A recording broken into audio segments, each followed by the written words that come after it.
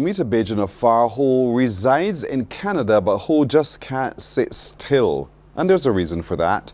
Her name is Sharon Niles. She'll give me that reason out to you. Sharon, good morning. Good morning. How are you? I'm doing well. How do you do? I am doing fabulous. We're having a little bit of Bajan weather, What's that? so that's always a good thing. What does that mean, Bajan weather? Describe that for me. Well, it's not cold, and we're celebrating, I think, about 23 degrees, so we'll take it. That's a North American weather for us. That's not a Bajan. A Bajan weather for us is 30 degrees Celsius and we good. We're good. Yes.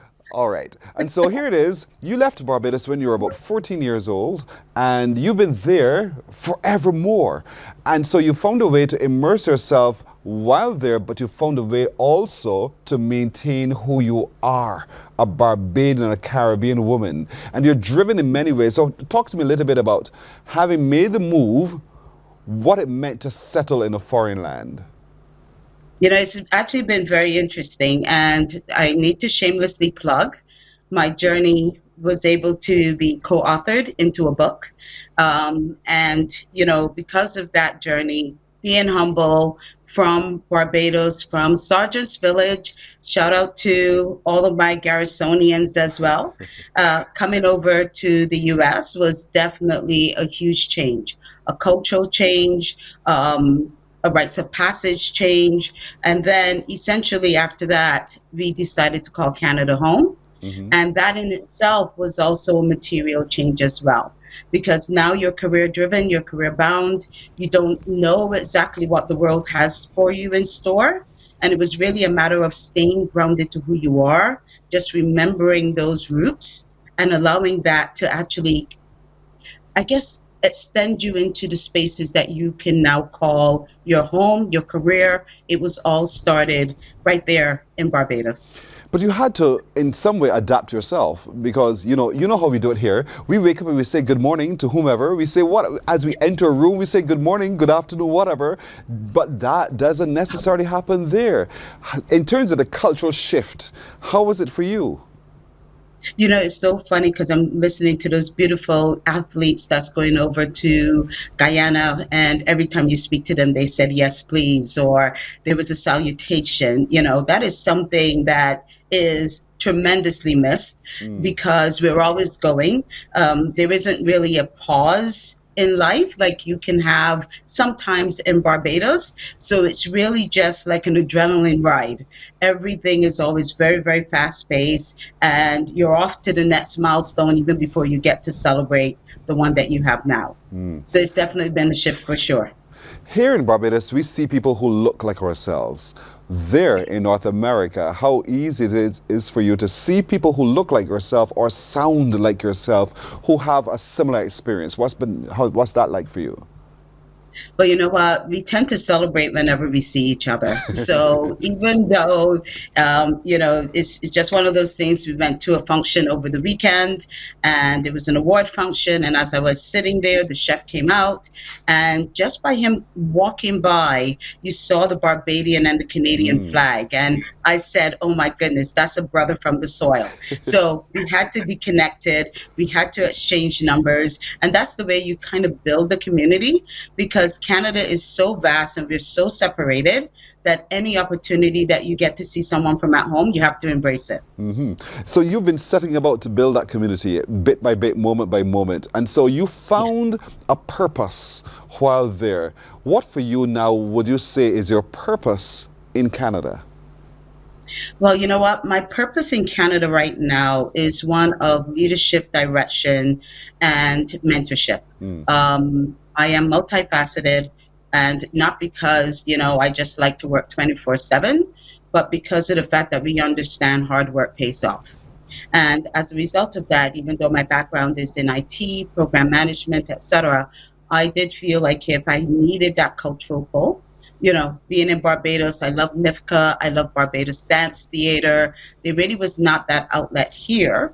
So we immersed ourselves into the cultural aspect, which is called the Toronto Caribbean Carnival. So now we bring a little bit of crop over to Toronto every August. For those who cannot make it home, at least then they can make it down the lakeshore, and we embrace ourselves as being the first Barbadian band in the Toronto Carnival. And we can say that with certainty in almost the past 25 years. Congratulations. But Thank you. finding the revelers, how did you go about doing that? You could have said, I'll have a band, not just the two of us, because that's not a band. So how did you go about Right. building mass in terms of getting able to have the numbers to have a significant impact? You know what? The one thing that we've always said was that we are Barbadian owned, we're not Barbadian only. Aha. So anyone that has a affiliation, a connection, you visited Barbados, you have a friend, right? Those are the folks that we've been able to attract, and they just have a love affair with Barbados.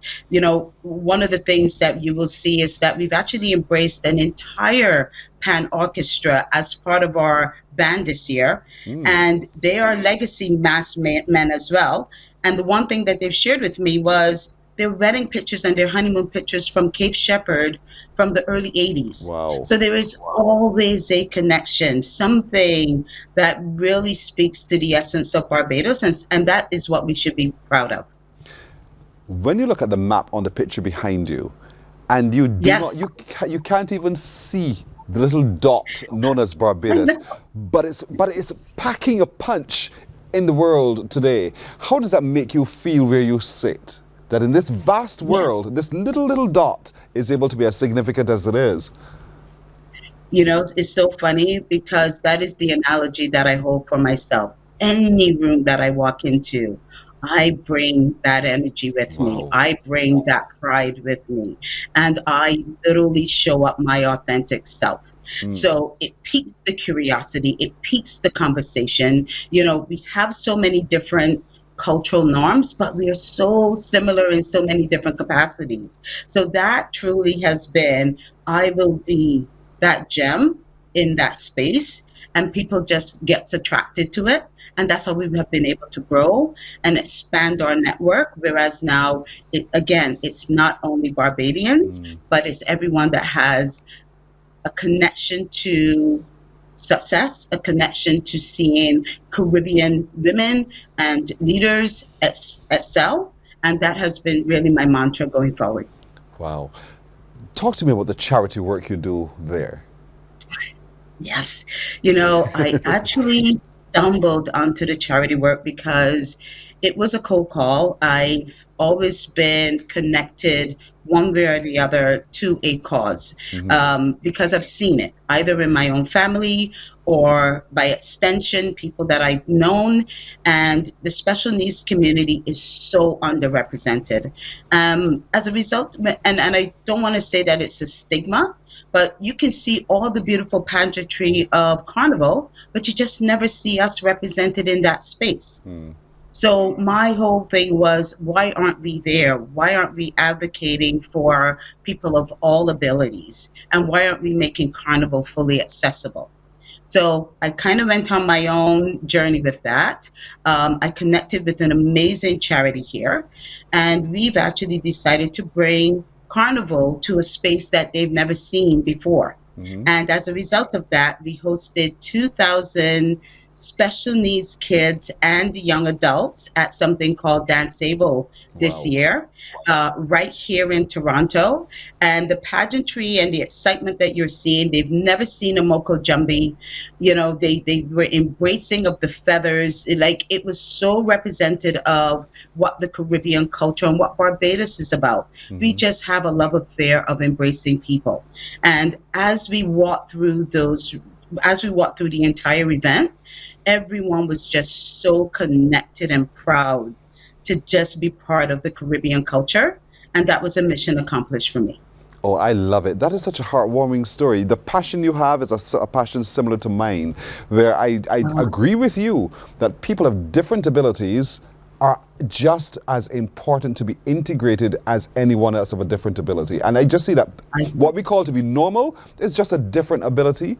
So yes. why can't we be treated as the one who has a disability? That is all it is. Exactly, exactly. Yes. And And it's just so funny because my sincere apologies for crossing you, mhm. because a lot of folks always figure that everything needs to be quiet, right? And you know what?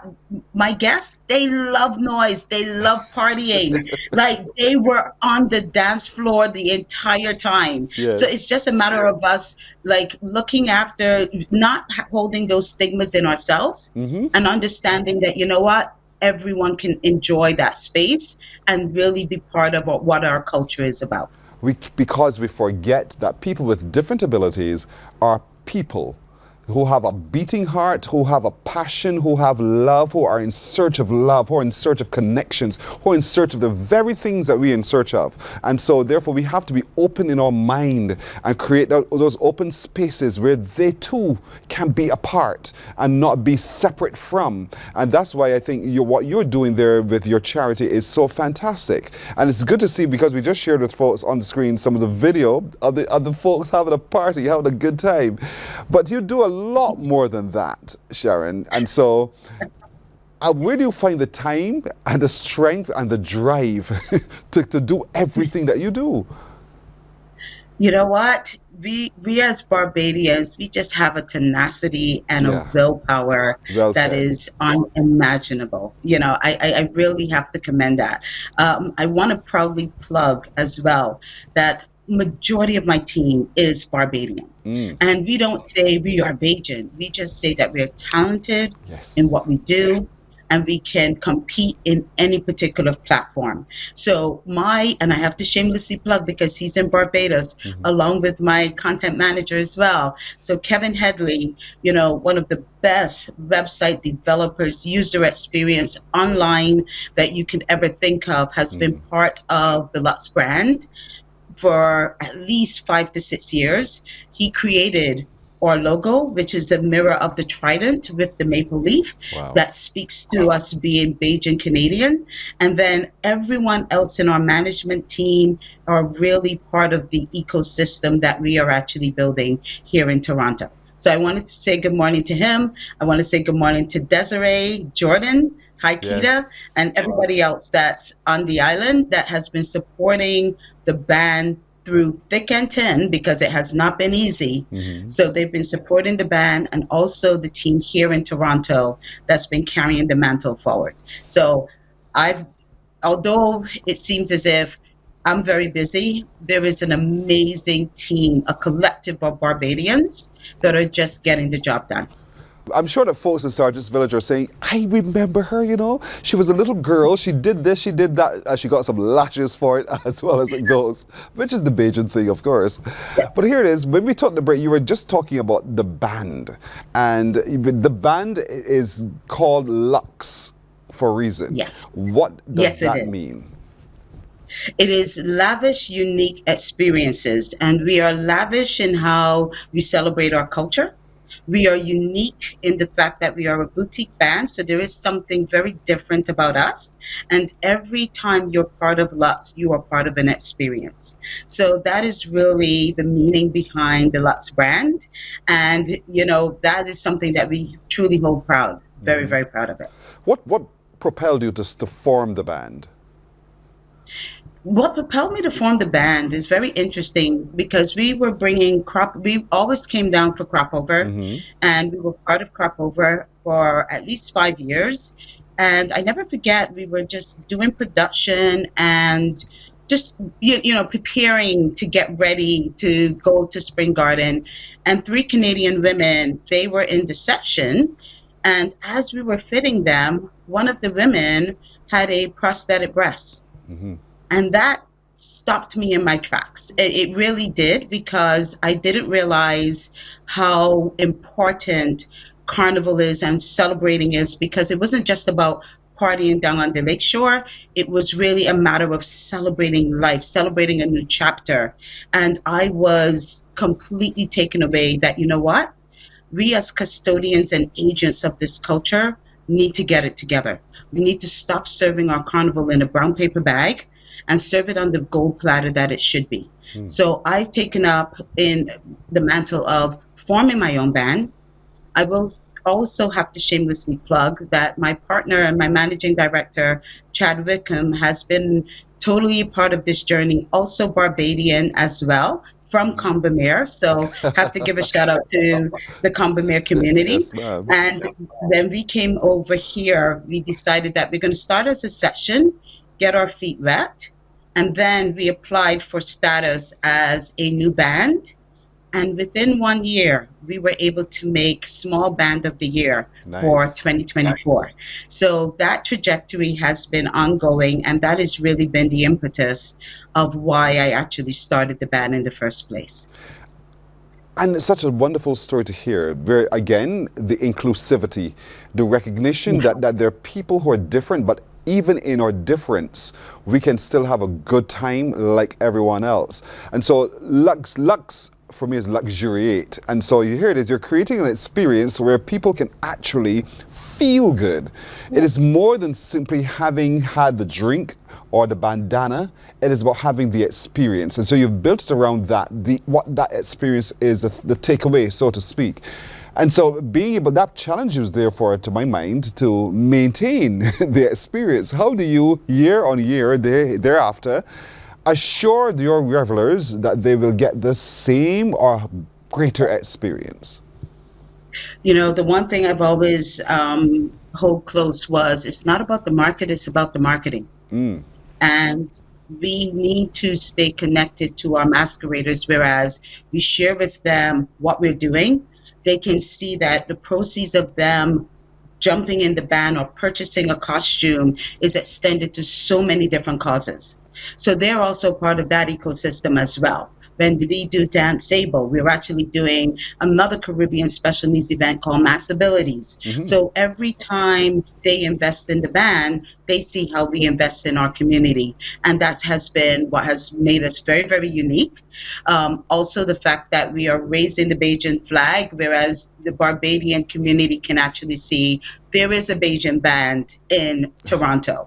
So that in itself has been an immense pride as well. Yes. And that's exactly how we've been continuing to connect with our masqueraders. We are so proud that we have masqueraders coming in from Malta. We have masqueraders coming in from the Netherlands. We have our masqueraders here in Toronto, and we obviously have our masqueraders from the US. So we're looking forward to having an amazing time on the road. You've built a global brand indeed, and there it is. And so one of the things about Mass is the band house experience. Do you create that? Do you create that for your revelers there as well? Yes, we do, but we're very, very innovative. So our band house experience is all virtual.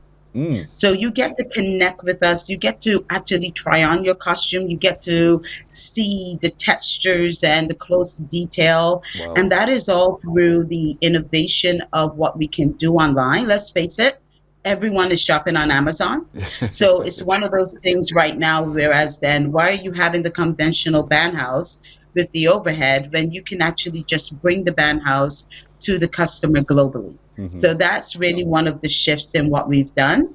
But interesting enough as well, when it comes to the younger community, we actually create workshops and pop-ups that they can also come and help build the mass so they can understand the history and the legacy behind it as well. Wow. Sharon, will you stop for just a moment sometimes? Do you reflect on who you are and how far you've come? You know, it was so funny that one of my masqueraders made me pause. Made me pause because this year especially, we did a 3-day campaign when it came to actually launching for our 2025 season. It started with the book launch. That was the Friday night. Then it went right into the band launch in a local area here in Toronto with one of our sponsors. And then the Sunday, we did a very lush, lavish event called Lush, right in the heart of Toronto. So one of my models was like, Sharon, you just launched 3 things consecutively that most bands, triple our size, have not been able to execute flawlessly. you got to stop and you got to say, I did it. And it was at that moment that it was okay to clap for yourself. You know, Yes. you're not being proud and you're not being pompous, but you truly are doing really great work. And it's okay to celebrate it once in a while. So, because the season is going to finish in 2 weeks, Yes. after August, then we'll be able to celebrate a little bit more. You talked about the book, and the book is called Living, Loving, and Thriving, Our Stories of Yes. Resilience and Hope in a New Country. This book Yes. is written by you. Why did you Yes. think you needed to tell this story of living, loving, and thriving?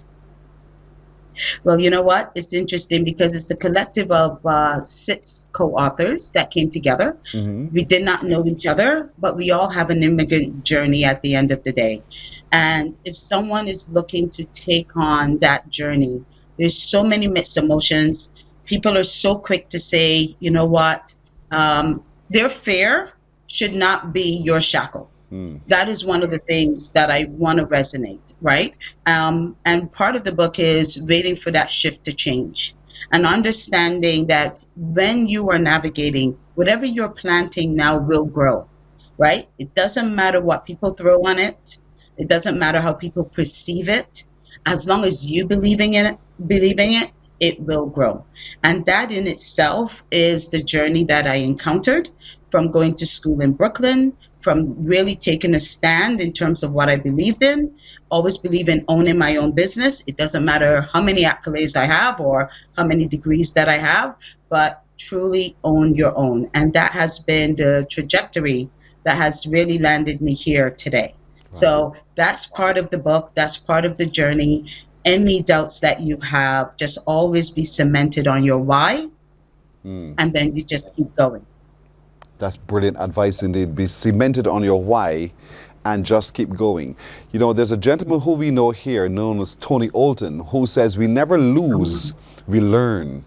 We don't Yes, lose, we learn. And it's to be able yeah, take hold of the lesson to improve upon. And so if you can adapt that and adopt it emotionally, nothing shakes your confidence. Nothing at all shakes your confidence. I see you nodding away because that's been, that's been your experience indeed in grabbing hold of those and being thankful for it and reshaping your view yeah, of it and to recognize that you are even more resilient than sometimes you think of yourself.